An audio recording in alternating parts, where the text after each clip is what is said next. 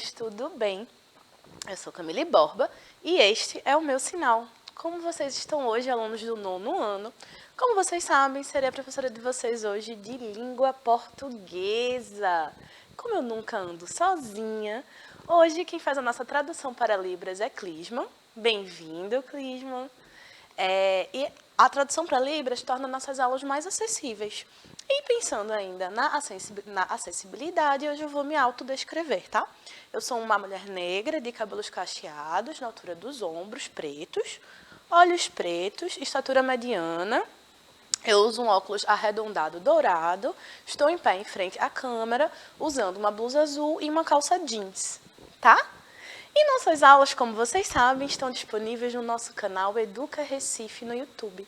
Então, basta vocês entrarem em Educa Recife, entrarem no YouTube, colocarem lá Educa Recife, e a gente vai ter uma série de aulas, todas as aulas do projeto até agora, separadas em playlists. Então, vocês podem entrar na playlist do 9º ano e fazer uma maratona com todas as aulas, tá?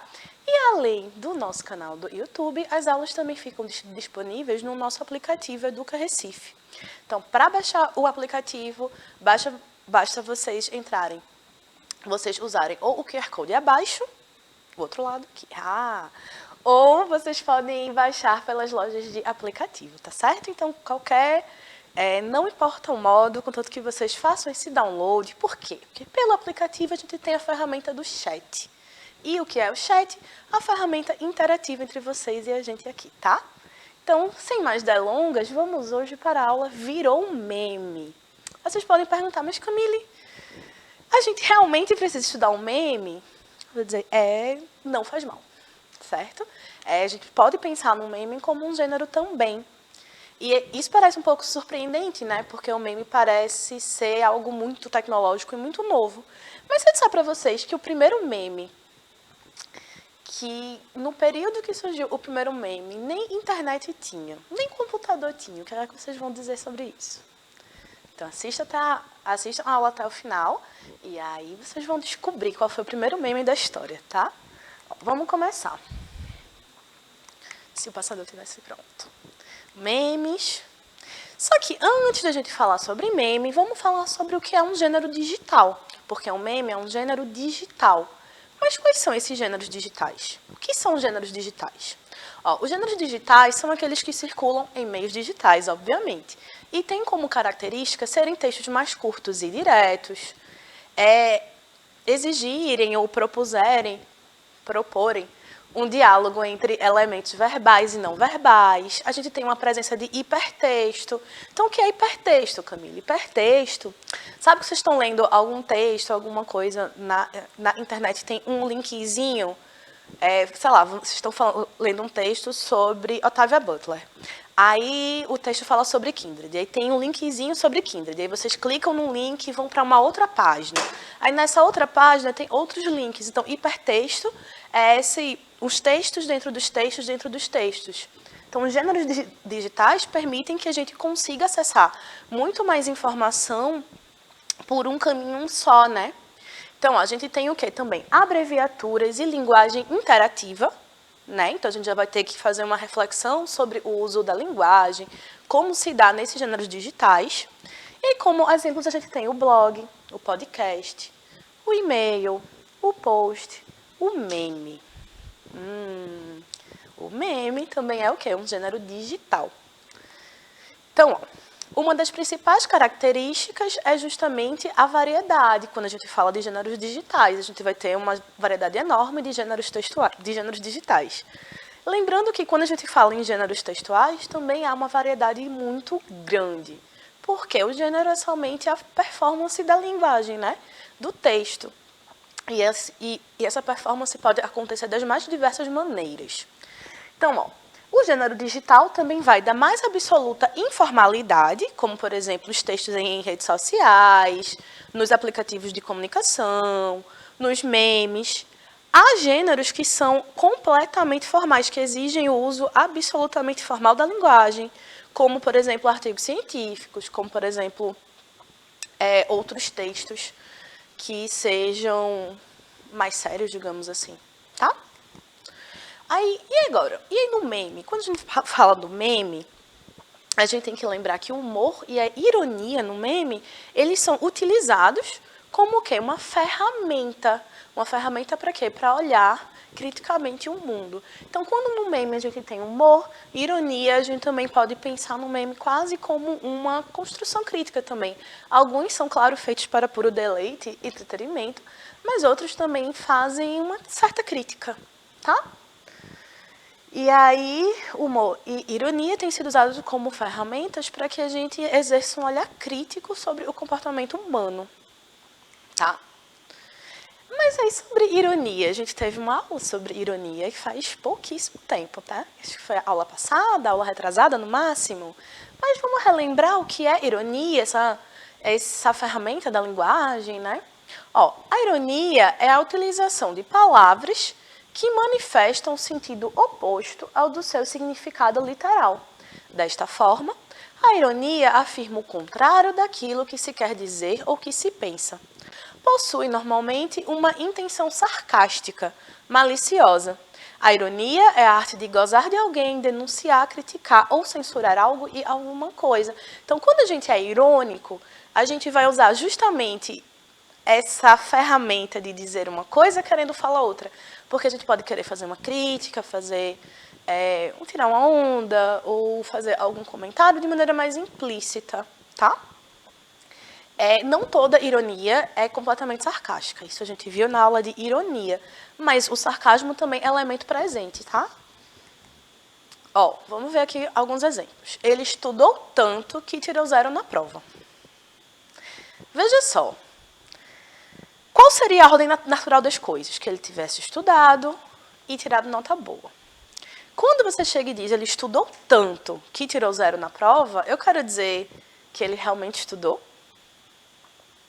A relação aqui entre o estudo e o 0 parece ser irônica, né? Então, vamos ver aqui. Ó. Quando uma pessoa estuda muito para fazer uma prova, é esperado que o resultado seja uma boa pontuação. A contradição entre o estudo e a nota ruim é uma ironia. Não, gente, veja só, não quer dizer que quando vocês estudam e tiram nota baixa, não quer dizer que isso seja irônico. Mas a frase aqui, a oração aqui, ela é irônica. Por quê? Porque é o tom que se diz, é como se fala. Ele estudou tanto que tirou 0 na prova. Aqui é uma relação irônica, claro, é um exemplo propositadamente irônico. Tá? Não levem isso para a vida, às vezes a gente estuda e realmente não se dá bem. E tudo bem. Mas aqui, a intenção irônica aqui é justamente marcada pela oposição entre a quantidade de estudo, que pelo visto foi nenhuma, mas aí há o quê? Uma crítica através dessa oração à falta de estudo que resultou no 0 na prova. Tá tranquilo? Vocês estão compreendendo? Tá dando para acompanhar? Vamos devagarzinho, ironias, que vocês já estão o quê? Peritos, né? Porque a gente já viu em uma aula ou duas. Vamos ver. Outro exemplo, ó. Ele teve uma grande ideia e arruinou a nossa viagem. E aí? Ele teve uma grande ideia e arruinou a nossa viagem. Quando a gente usa desse jeito, acho que fica até mais claro de ver a ironia, né? Porque quando eu digo, ele teve uma grande ideia, se a ideia fosse realmente muito boa, teria arruinado a viagem? Não teria. Não teria mesmo. Mas arruinou. E agora o que a gente faz? A gente analisa a ironia na oração.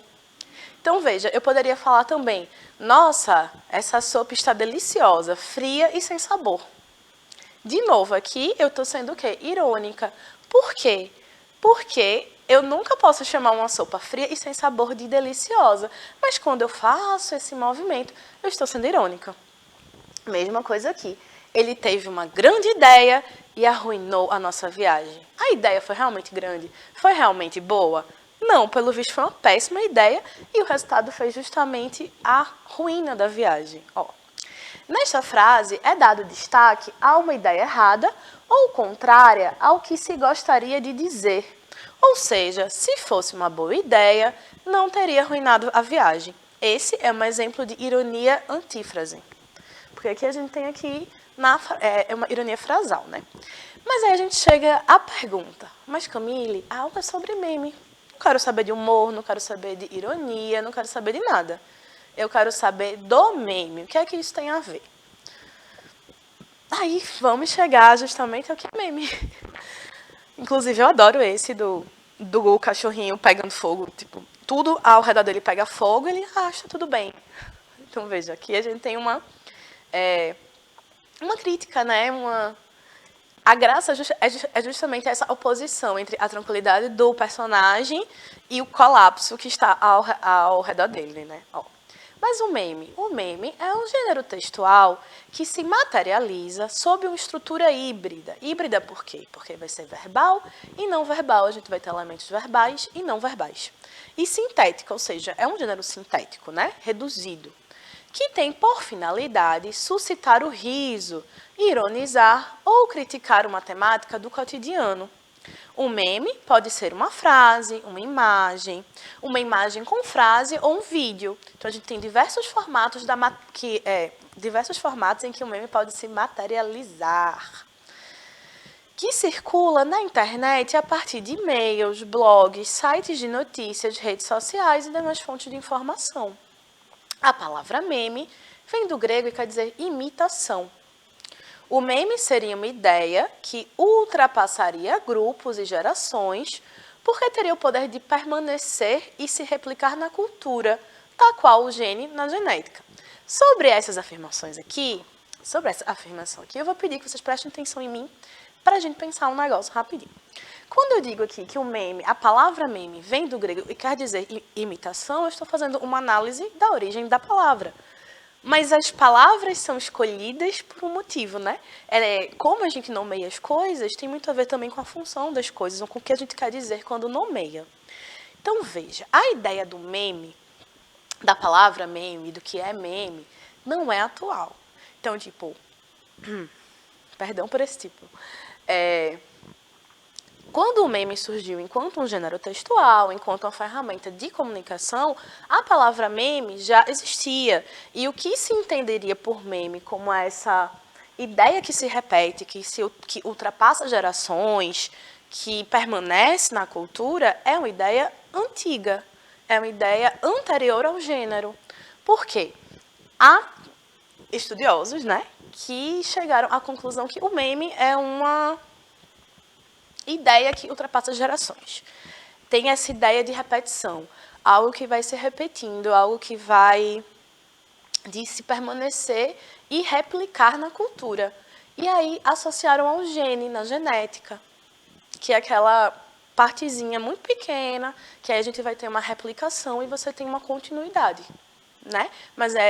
E aí associaram a ideia de gene a meme nessa ideia de replicação e de permanência. Então, antes da gente pensar em meme como um gênero textual, a palavra meme já tinha uma função. A palavra meme já existia, o conceito de meme já existia, então provavelmente o gênero foi nomeado, foi chamado de meme justamente por essa capacidade de replicação entre os grupos. Porque o que é o meme? Enquanto gênero, né? A gente acha engraçadinho e, né, compartilha. Então, é uma ideia que vai sendo replicada constantemente. E aí, quando você vê, já é quase que um consenso cultural, digamos assim. Tá tranquilo? Qualquer coisa, gente, grita aí, manda um help, manda um socorro, deixa um comentário no YouTube que eu respondo, tá?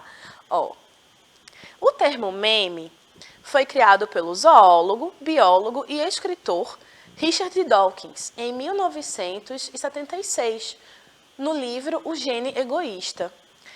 Aí, qual é a ideia dele? Ele pega o gene, o código genético, e compara com o meme, porque para ele o meme é uma unidade de informação, certo? Capaz de se multiplicar por meio das ideias e informações que se propagam entre os indivíduos.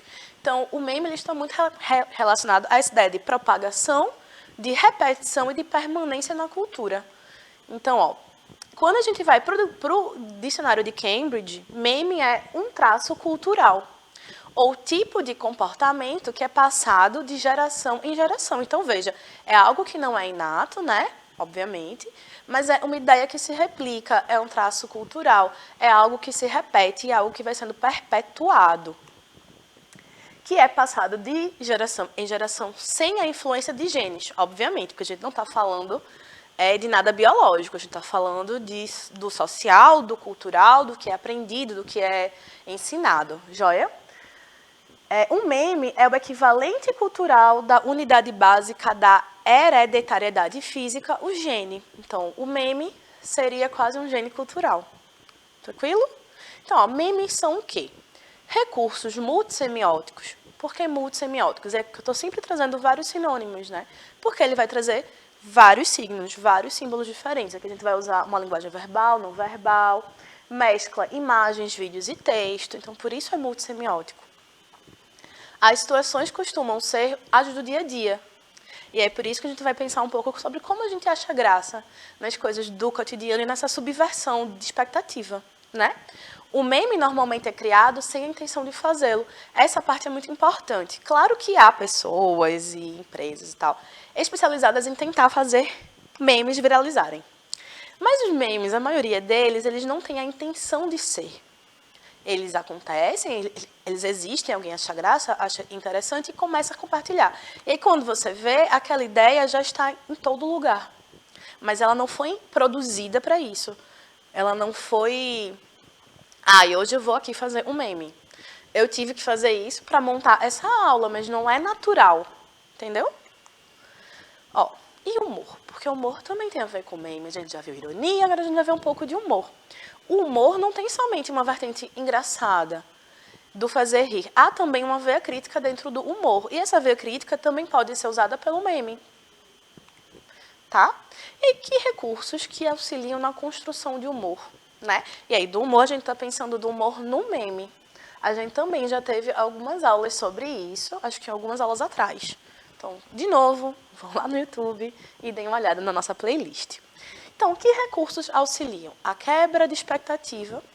Por quê? Porque o humor é o seguinte, no cérebro, nosso cérebro, ele cria narrativas, né? Então, a gente lê o mundo quase como uma narrativa também. E aí, quando alguém começa uma história, e aí falando, por exemplo, de uma piada. Quando alguém começa uma história, o cérebro ele está acompanhando ali e ele vai tentar prever metade, o final da história. Quando há uma quebra da expectativa, uma ruptura ali, é que o humor acontece. Porque foi a quebra de expectativa, a ruptura, uma subversão de alguma situação. Entende? Então, é quase como uma quebra da lógica no nosso cérebro. Então, há algumas ferramentas que ajudam na criação desse humor, né? Porque várias vezes o humor ele é espontâneo, mas muitas vezes ele precisa ser pensado, porque ele também é um recurso importante que exige um engenho. Pessoas que trabalham com humor, por exemplo, elas estão em constante trabalho com o texto, com a linguagem, para conseguir criar essa narrativa partida. Entende? Para conseguir criar essa quebra de expectativa, essa surpresa. Tá? E aí a gente vai estudar alguns recursos que auxiliam na construção de humor. A quebra da expectativa, ela ocorre quando há uma mudança inesperada na narrativa ou na construção da expectativa do leitor. Assim, o humor é gerado pelo inesperado. Então, veja que o humor ele é gerado pela surpresa, pelo que não é esperado. Aí, aqui eu trouxe um meme que eu mesma criei, que no caso os memes não são criados assim, mas por razões didáticas, estamos aqui, ó. A expectativa. Quando eu vou andar de skate? A expectativa é que eu me dê muito bem. A realidade é que eu não vou me dar bem. Então, a graça desse meme é que é justamente a quebra da expectativa. Né? Eu espero uma coisa, eu recebo outra. E essa quebra, essa discrepância entre a expectativa e a realidade é o que faz a gente rir. E isso parece muito do humano, né? Parece muito da nossa rotina mesmo, da gente ter grandes expectativas e a realidade nem sempre condizer com as expectativas criadas. A gente tem o exagero de um fato cotidiano, que aqui o humor ou riso é provocado pelo exagero de situações diárias, o que provoca uma identificação no leitor e um riso pelo aumento de situações, pelo exagero, né? Pelo excessivo, porque é quase caricatural, é quase uma caricatura. A caricatura se dá também pelo exagero, né? Então, ó, por exemplo, aqui é um videozinho, ó. Quando na festa tem comida de graça. Qual é a graça aqui? É que o animal desesperado. Claro, reparem que o vídeo existia antes.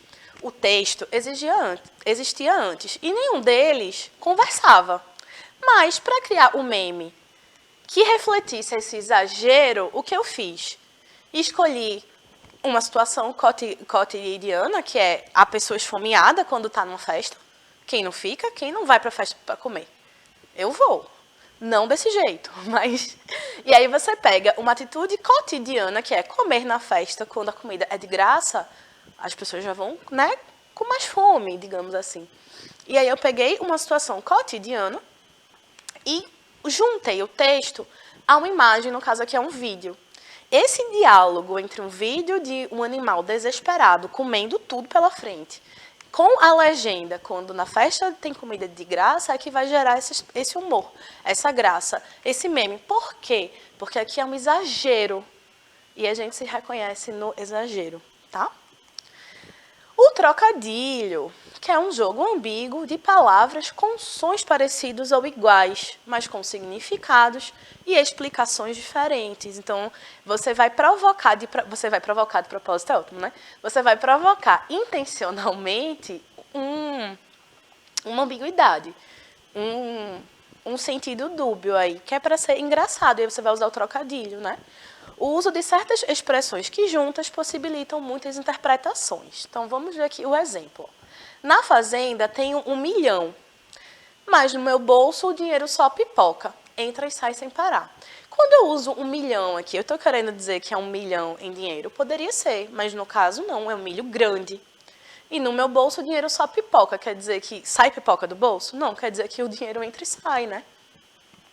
E aqui é um exemplo do trocadilho, mas como funcionaria no meme? Vamos ver. Ó, deve ser tenso ser professor de natação. Você ensina e o aluno nada. Então veja, qual é a graça aqui? É um trocadilho besta, mas veja, o aluno nada, a gente pode pensar de nadar. Então, tipo, o professor está conseguindo, né, fazer com que ele nade, e nada, como sentido de oposto de tudo. Então, não adianta com o esforço do professor, porque o aluno nada. Entenderam? É meio complicado, né? Ter que explicar o humor e tal, a graça do meme. Tenho dó da professora. Deem aquela risadinha educada. Tá? Ó. Aí, o meme, importante isso aqui, precisa de um contexto para fazer sentido e para o humor se manifestar. Os contextos, ou seja, tipo, lembrando que é sempre importante que a gente interprete a partir de um contexto. Porque o contexto, às vezes, vai definir o uso, vai nos orientar na interpretação. E para o meme ter graça, conseguir, né, realizar o seu propósito, ele depende também do contexto. Os contextos são definidos também pelos grupos sociais. E são esses grupos sociais que ditam o que é engraçado, o que vai viralizar. Então, vocês podem ver que certos memes eles têm uma difusão e uma adesão maior em certos grupos, em alguns grupos e não em outros. Isso tudo depende do quê? Do contexto. Ó, vejamos. Rafa, Raíssa e Lu fazem parte de uma equipe de skate. Eles compartilham de uma linguagem social, né, que faz sentido dentro do grupo deles.